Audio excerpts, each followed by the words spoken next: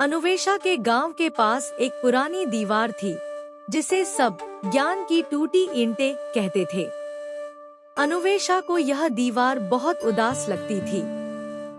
वह रोज उसे देखती और सोचती, यह क्यों टूट गई? क्या यह कभी फिर से बन पाएगी?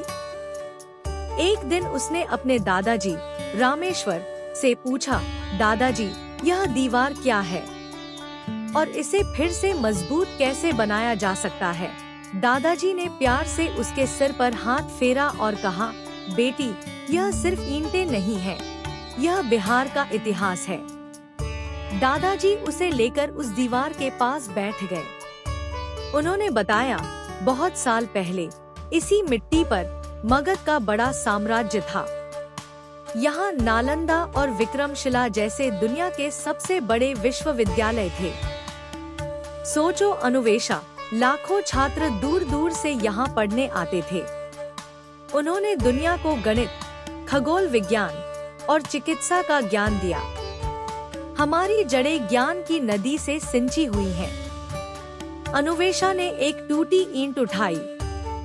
पर दादाजी, अगर हम इतने महान थे तो फिर यह सब टूट क्यों गया? और अब हमारा गांव इतना पीछे क्यों है? दादाजी बोले, इतिहास हमें सिर्फ अपनी ताकत नहीं बताता, बल्कि हमारी गलतियां भी दिखाता है। महानता को संभालने के लिए लगातार कोशिश और नया ज्ञान जरूरी होता है। जब हमने सीखना और संवारना बंद किया, तो दीवारें भी टूटने लगी। तो क्या हम इसे फिर से बना सकते हैं? अनुवेशा की आंखों में एक नई चमक थी।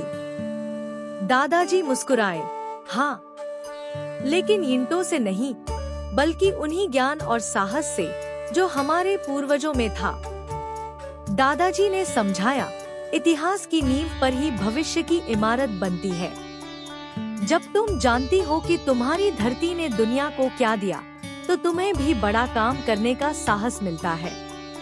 अनुवेशा ने तय किया कि वह गांव के बच्चों को रोज शाम को कहानी सुनाएगी। कौन सी कहानी? महान सम्राटों की, विद्वान आचार्यों की और ज्ञान के दीपकों की। ज्ञान की टूटी ईंटें अब सिर्फ उदास दीवार नहीं थी, यह एक प्रेरणा बन गई थी। अनुवेशा जानती थी, बिहार का इतिहास जानना उसकी तरक्की के लिए अत्यंत जरूरी है।